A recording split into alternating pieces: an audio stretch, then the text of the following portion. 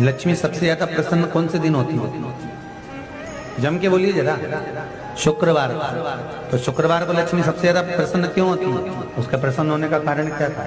लक्ष्मी जी के दो भाई थे, दोनों की शादी नहीं हो रही थी, दाता और विधाता, दोनों का विवाह नहीं हो रहा। और दाता विधाता के लिए लक्ष्मी बड़ी परेशान थी, रोज नारायण से कहती थी प्रभु कुछ कृपा करिए, दाता विधाता का विवाह नहीं हो रहा, उम्र होती चली जा रही है, इनका कुछ करिए प्रभु, आप नारायण आप कुछ तो कर सकते हो। भगवान नारायण ने तब लक्ष्मी से कहा एक काम करो, बेलपत्री के पेड़ के नीचे बैठकर लक्ष्मी तुम अनुष्ठान करो तुम्हारे भाइयों के विवाह के लिए। इसलिए आज भी हमारे हिंदू धर्म की रीति है कि बेलपत्री के पेड़ के नीचे शाम के समय लक्ष्मी का वासा होता है। इसलिए लोग बेलपत्री के पेड़ के नीचे सोमवार को अगर दिया लगाते हैं तो उनके घर में कभी लक्ष्मी की कमी नहीं होती साहब, अपार धन बढ़ता है। भगवान शंकर ने जब लक्ष्मी जी का विवाह भगवान विष्णु के साथ कराया था तब लक्ष्मी जी ने धन्यवाद दिया था शिव जी को, आप मुझे आदेश दो कि मैं आपकी सेवा क्या करूं। शंकर भगवान ने कहा मुझे सेवा की जरूरत नहीं है। लक्ष्मी जी कहती है नहीं, आपने मुझे नारायण से मिलवा दिया, कुछ तो कहिए प्रभु। शंकर भगवान ने कहा जब प्रदोष काल हो, शाम का समय हो, उस समय पर बेलपत्री पीपल और आंवले के नीचे लक्ष्मी तो कुछ देर के लिए विराजमान हो जाना, जो तेरे इन वृक्षों के नीचे शाम को दीप लगाने आए उसके घर तो पीछे पीछे चली जाना, बस इतनी कृपा कर देना। शास्त्र कहता है कि जिसके घर में संपदा की कमी हो, पैसा आ ही नहीं रहा हो, सब दूर उलझ गया हो, बहुत टेंशन चल रहा हो, गन्ने का रस जानते हो, ईख का रस, गन्ने का रस तुलसी जी के क्यारे में हाथ में लेकर 7 बार अपना नाम और गोत्र बोलकर छोड़ दो, जिंदगी में 3 साल में तो करोड़पति बनकर बैठ जाओगे, कभी लक्ष्मी की कमी नहीं आ सकती। बेलपत्री के वृक्ष के नीचे बैठकर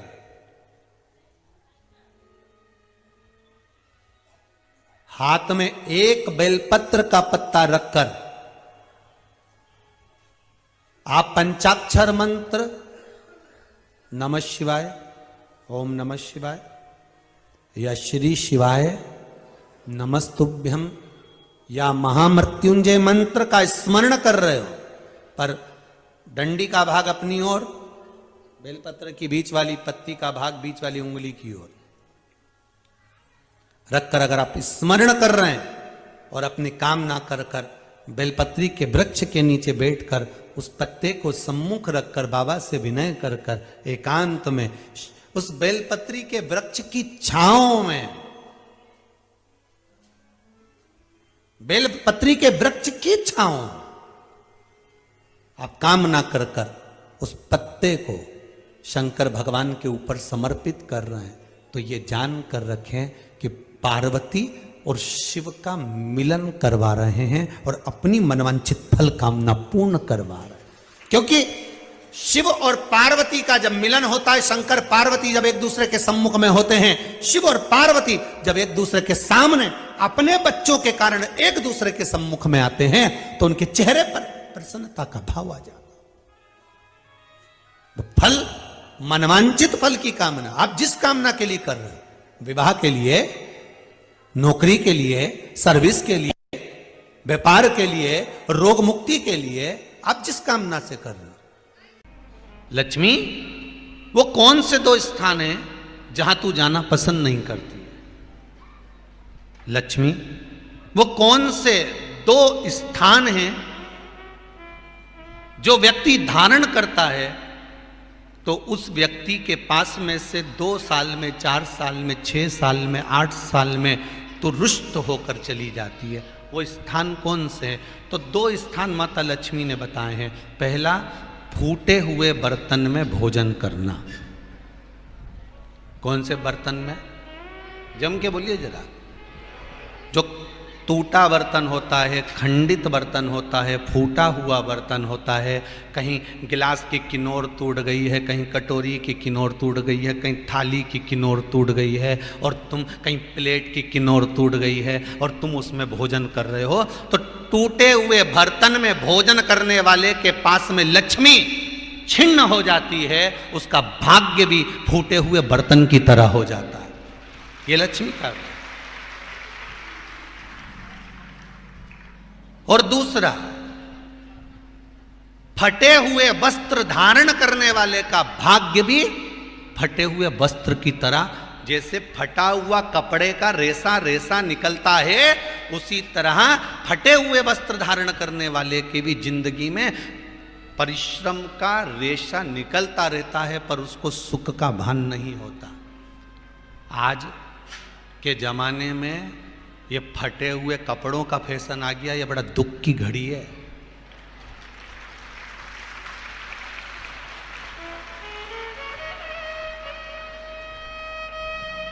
ये बड़ी दुख की घड़ी है महाराज, और लोग उसको फैशन समझ रहे हैं। पहले तो कम फटा होता था, पर आज के जमाने में तो इतना इतना फट गया,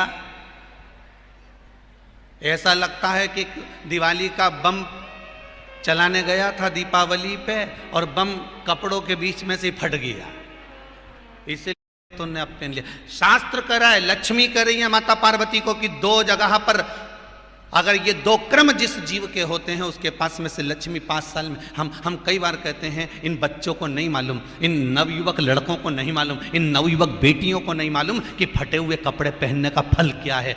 आज नहीं, विवाह कर कर जब जाएगी तो मायके से जब ससुराल जाएगी, तूने कुंवारी अवस्था में तो खूब फटे हुए कपड़े पहन लिया ने, मम्मी मैं तो जीन्स लूंगी ने ये लूंगी, तू तो खूब फटे हुए पहन, पर वहां जब जाएगी तब मालूम पड़ेगा कि रोना किसको कहते हैं।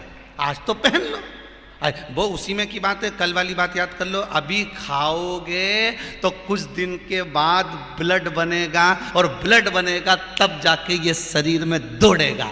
आज की आज तुमने रोटी खाई तो क्या आज की आज ब्लड बन गया? जम के तो बोलो रे खरगोन वालो, नहीं बनाना। आज खाया है तो ब्लड 8 दिन में, 4 दिन में, 6 दिन में, 2 दिन में, 5 दिन में, 3 दिन में बनेगा। आज की आज ब्लड नहीं बनेगा। आज खाया तो 2 दिन में ब्लड तैयार होकर तुम्हारे शरीर में दौड़ेगा, शरीर में दौड़ेगा तो तुम्हारा शरीर भी चलेगा। उसी तरह तुमने अगर युवानी अवस्था में, कुंवारी अवस्था में ये फटे हुए कपड़े पहने हैं, तो जब तुम्हारी अवस्था बढ़ेगी ना, आज नहीं रोना पड़ रहा। आज के जमाने में तो फैशन है साहब, फैशन है तो आज पहन ले, बाद में रो ले, रो बाद में बैठ। नहीं, ताली बजाने से कुछ नहीं होगा री जीजियो, फालतू की बात है। आज यहां से जाते से ही अपने को एक ही काम करना, जितना फटा हुआ कपड़ा है इनके सबके पोछा लगा दो। परिवार नहीं, 84 लाख योनियों में से एक योनि है छिपकली की योनि, जो घर दरवाजा छोड़कर 2 कदम भी चलकर भगवान के मंदिर, देवालय, कथा तक पहुंचता है। 84 लाख योनि में से छिपकली की योनि उसकी छूट जाती है, छूट गई।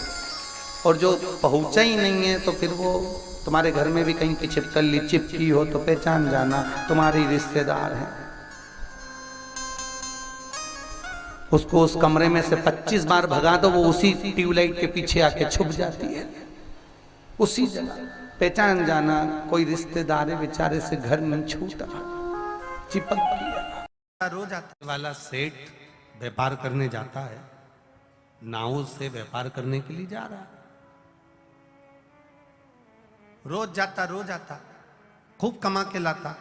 उसके दोस्तों ने कहा, भाई तो नाव में बैठकर जाता है, तेरी नाव पुरानी हो गई है, और पुरानी नाव कभी भी हवा का झोंका चला, तूफान आया, तेरी नाव डूब जाएगी। तू एक काम कर ले, अपने गांव के पास में एक पानी में तैरना सिखाता है, उससे तू तैरना सीख जा। उसने कहा, मैं तैरना नहीं सीखना चाहता, कितने दिन लगेंगे? उसने कहा, वो कह रहा था 3 दिन के अंदर सेठ जी को मैं तैरना सिखा दूंगा, 3 दिन लगेंगे बस और तैरना सिखा दूंगा। अब 3 दिन, सेठ जी ने कहा 3 दिन में अगर तैरना सीखूंगा तो व्यापार कैसे कम नहीं रह जाएगा? व्यापार करने जाऊंगा तो करोड़ों का धन कमा के लाऊंगा, लाखों का धन कमा के लाऊंगा, और तू कह रहा है कि 3 दिन सीखने में लगा दूं? मैं सीखना विकना नहीं है। तो मैंने उस तैरने वाले व्यक्ति से पूछा, मान लो अगर कोई तैरना नहीं सीखे, मेरा दोस्त अगर तैरना नहीं सीखे तो क्या करना चाहिए? उसने कहा, तुम्हारे दोस्त को कह देना 2 खाली पीपे ऊपर से बेल्डिंग कराकर उसका छेद बंद कर खाली पीपे को नाव में रख ले, तो कभी अगर तूफान आएगा तो वो खाली पीपे पकड़कर पानी में अगर कूद भी गया तो उसको भले तैरना नहीं आता तो भी वो बच जाएगा, मरेगा नहीं। रख